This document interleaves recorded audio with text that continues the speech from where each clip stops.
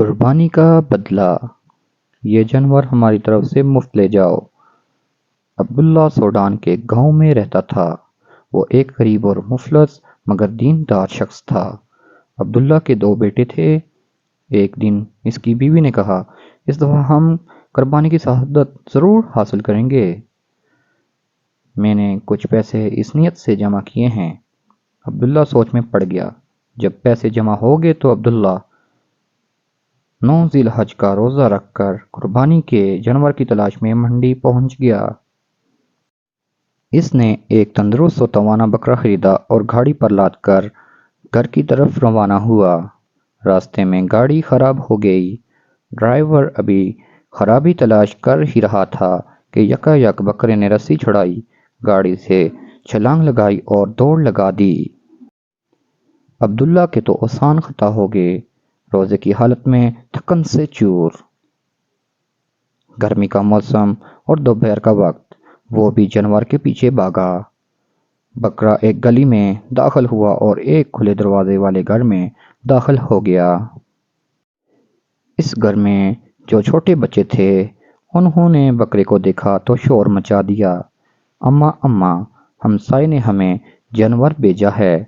ماں بولی، ارے نہیں، یہ پڑوسیوں نے نہیں بھیجا بلکہ کسی کا ہے جو آ کر ابھی لے جائے گا۔ بچے اب ضد پر آ گئے، نہیں اماں، ہمارا بکرا آ گیا، اب ہم اس کی قربانی کریں گے۔ عبداللہ اب اس گھر کی دہلیز پر پہنچ چکا تھا اور ماں اور بچوں کی گفتگو سن کر ایک فیصلہ کر چکا تھا۔ اجازت لے کر اندر داخل ہوا اور بچوں کی ماں سے کہا، بہن، عید تو بچوں کی ہوتی ہے، یہ بکرا اب ان بچوں کو مبارک ہو۔ اس خاتون کی آنکھوں میں آنسو آ گئے۔ وہ بولی، بھائی آپ کا شکریہ، اب میرے یتیم بچے، اب ان کی خاطر میں بھی اس سال قربانی کر سکوں گی۔ اللہ آپ کو اجر عظیم عطا فرمائے۔ عبداللہ اپنے گھر واپس ہوا تو خالی ہاتھ دیکھ کر اس کے بچوں نے پوچھا، ابا جان، ہمارا جانور کدھر ہے؟ عبداللہ نے کہا، ابھی بتاتا ہوں، ذرا صبر تو کرو۔ بیوی کو اشارہ کیا اور تمام کہانی کہہ ڈالی۔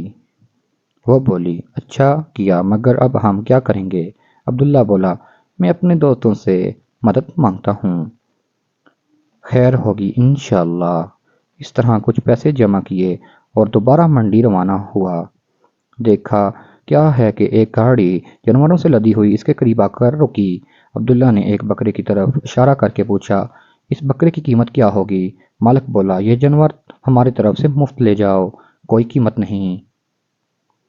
دراصل جب ہم گھر سے کاروبار کی نیت سے نکلے تھے تو ہمارے والد صاحب نے کہا تھا کہ جو پہلا گاہک تمہیں ملے اس کی پسند کا جانور مفت دے دینا۔ عبداللہ کی خوشی کا تو کوئی عالم نہ رہا۔ اس نے اللہ پاک کا شکر ادا کیا اور اس کا ایمان مزید اس بات پر پکا ہو گیا کہ اللہ رب العزت نیکی کا صلہ ضرور دیتا ہے۔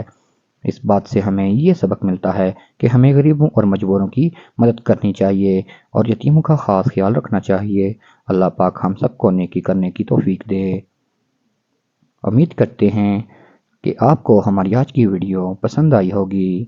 مزید ایسی ویڈیوز کے لیے ہمارے چینل عمر اسلامک ٹی وی کو سبسکرائب کریں، لائک کرنا ہرگز نہ بھولیے گا۔ اس سے مجھے مزید ویڈیو بنانے کے لیے حوصلہ افزائی ملتی ہے۔ شکریہ، اللہ حافظ۔